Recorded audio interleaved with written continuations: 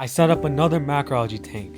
I also got my first anemone, and I'm also going to Maui. So in this video, I'm going to go over some quick updates before I leave for my trip and some other stuff that you might be seeing on the channel within maybe the next week or two. So let's go.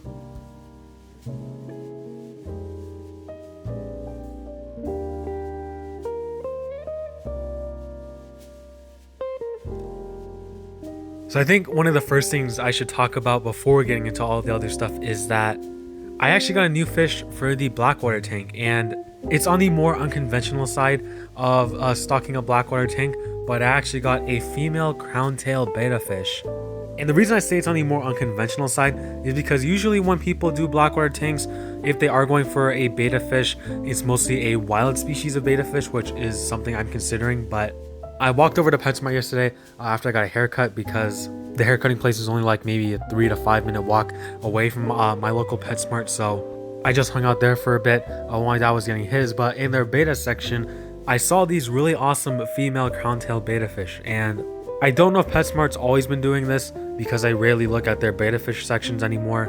But I guess now they're going by kind of color labels and they put them into different categories. So the category I found this female in, along with a lot of other female bettas that looked really awesome, was, I think it was something like common bettas or regular betta fish. It was one of the two, but these guys were only $3 a piece, and I took 2 photos of 2 different ones that I saw, and they were this really nice white color with these kind of bluish speckles on them.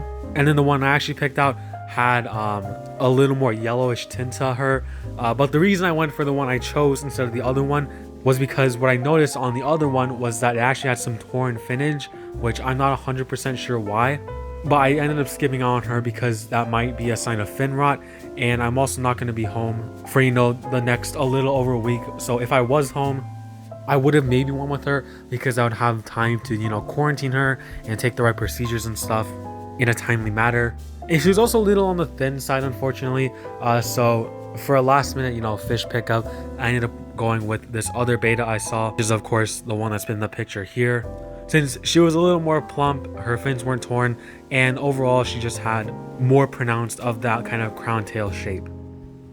Now she is of course in the UNS 60U Blackwater tank, which if you don't know what a UNS 60U is just a 20-gallon rimless tank. So she has 20 gallons all to herself right now, and whether she'll be in this tank long term is still undecided, as I do want some shrimp species in here for the Blackwater tank, and bettas are kind of known to pick at shrimp, so I may move her to just her own setup, or maybe just another tank with faster fish, since I really wouldn't like her picking at things like some shrimp I'm thinking about and some other fish I'm thinking about for this tank as well. But what I do know now is she's eating, which is a good sign, and she's now in a tank that is properly aerated with low flow and a heater. So she's just going to live hopefully a pretty good life throughout the next week while I'm gone, and then when I come back, I'll see what the next step for her is. But as much as I hate to say it because it is PetSmart, if you're looking for some fire female bettas at a low price between like $3 and $5,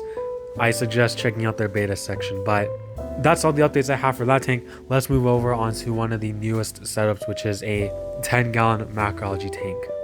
So as the 55-gallon waits to be free again, since as for the time being I am using it as a quarantine system for the flashlight fish tank, and if you don't know about those plans, I suggest checking out this video and I'll link it up in the corner as well. But long term, after the quarantine, that system is going to be a very large macro algae tank with some oddball stocking options. But for now, I tried to wait, but I couldn't fight the urge, so this little 10-gallon is going to help me get through the couple months that the 55 is going to be used, because it doesn't have any fish currently, but it will take some time to get the fish in the QTM, of course. But flashlight fish are kind of pricey, so that's why it's going to take a while to actually get them in. But this is now my 3rd macro algae setup, since the first one was a 5-gallon, which I'm pretty sure a couple people know.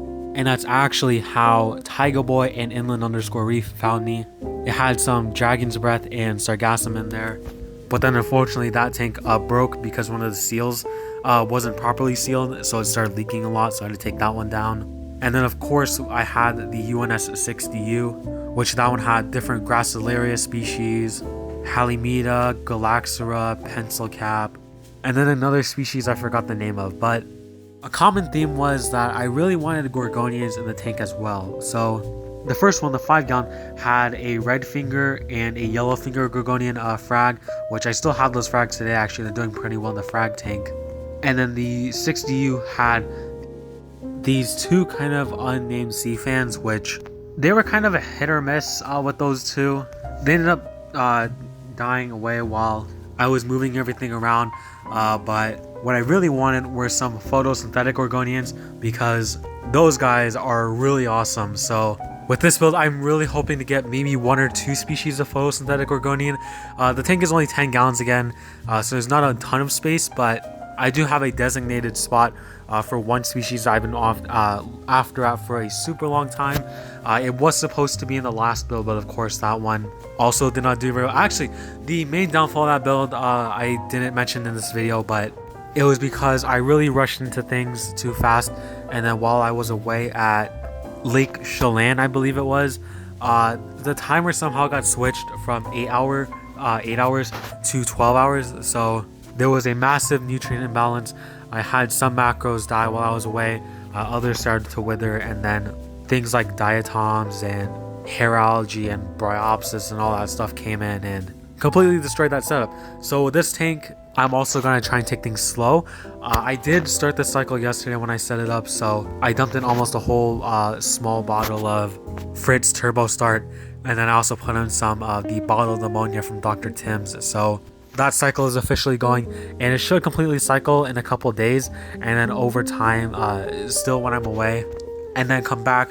So from the time yesterday I started to when I come back, it should be a week and a half. So by the time I do come back, and then a couple days after I come back, the tank should be ready for its first shipment of macroalgae. So I'm really excited about this build.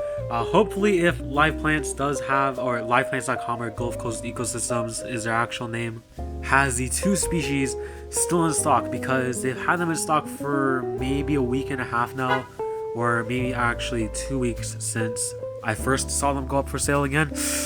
It's gonna be really awesome, and I'm really excited. So I'm gonna have a lot of the macros grow out first, and maybe a gorgonian or 2 at the same time as well, and then maybe within maybe 2-ish months or so, 2-3 months, we should be able to get the first fish in here, which actually it's gonna be 1 species of fish, but I'm looking at 3 or 5 of them for this tank, since I'll also be a 10-gallon saltwater. There's not a ton of stocking options I can do, but I actually saw these really awesome gobies on Biota's website, so they're going to be captive bred, which is awesome. They get some really awesome coloration as adults, and they live well in groups and are perfect for nano tanks, obviously. So I'm excited for the plans of this tank, and it's going to be really awesome to add all these little oddball additions here and there, as well as we get ready a couple months down the road for the big 55-gallon tank.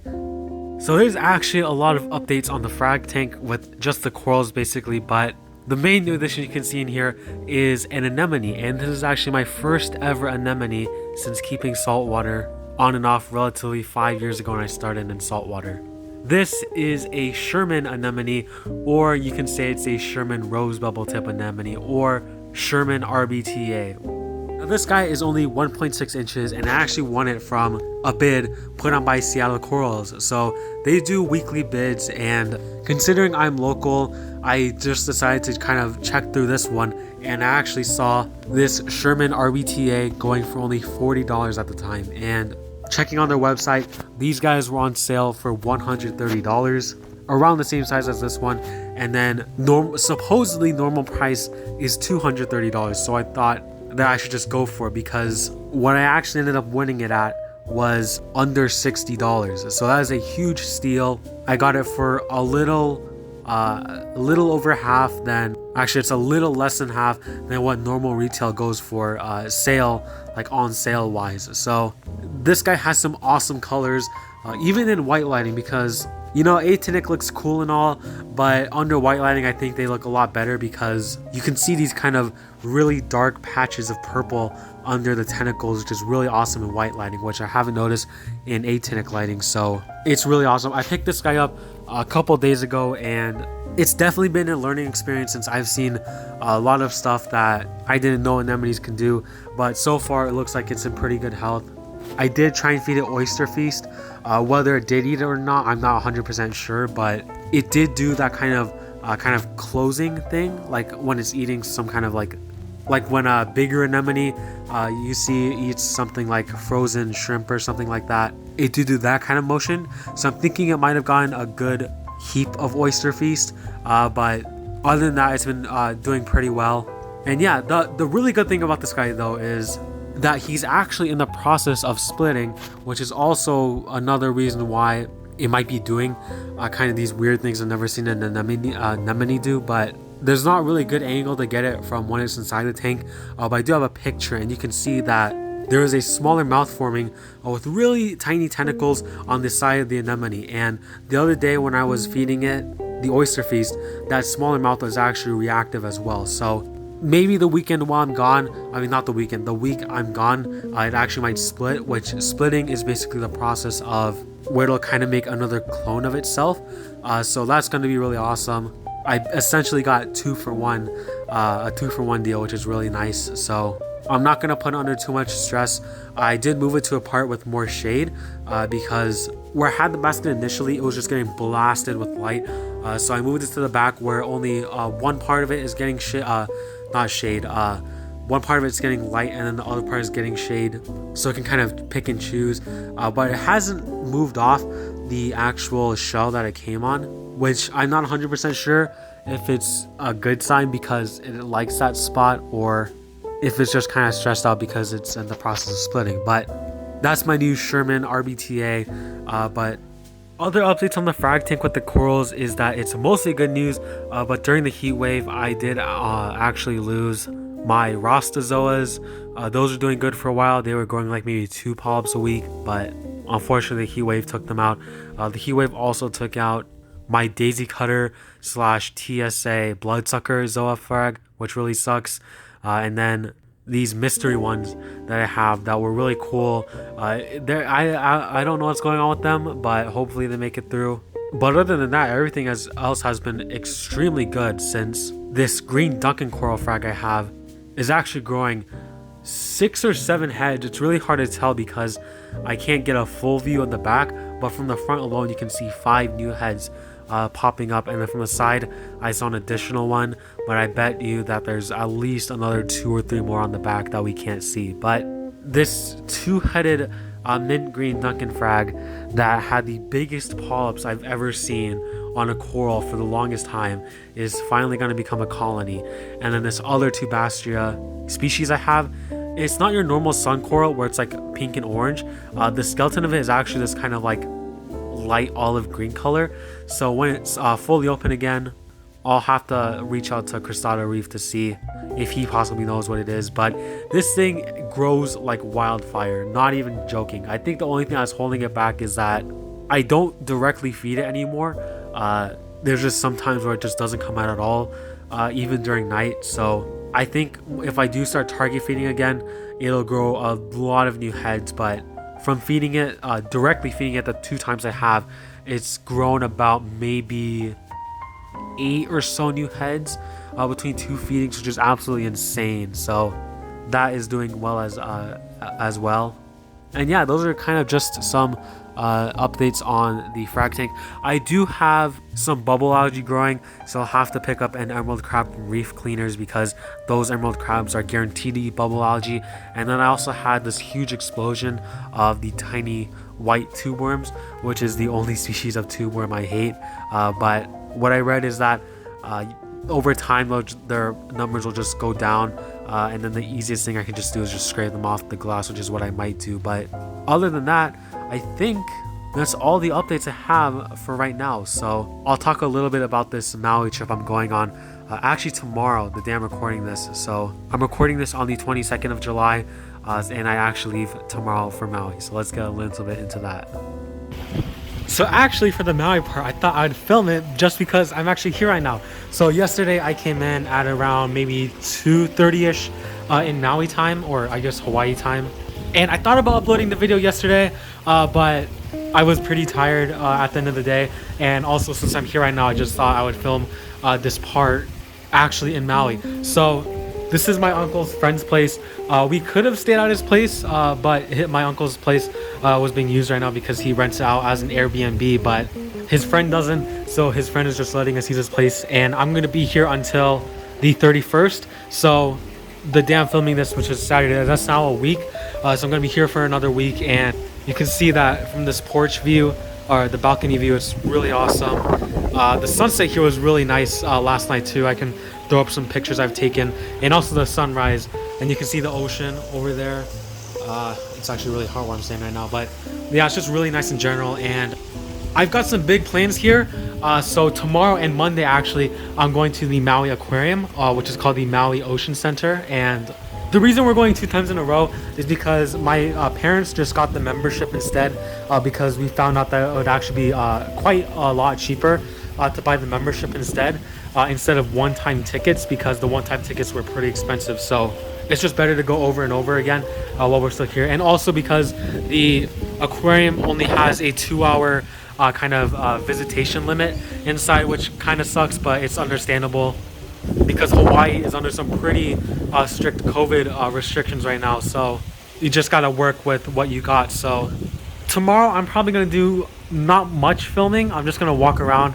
I kind of enjoy what's there, and then Monday I'm gonna go back and just film all the parts I want to. Maybe I'll go back another 1 or 2 times to get the rest of the clips, but that video, I'm hoping I can live up to making it a really nice cinematic video, because I already have a new song picked out to kind of match the feel, so that should be pretty awesome.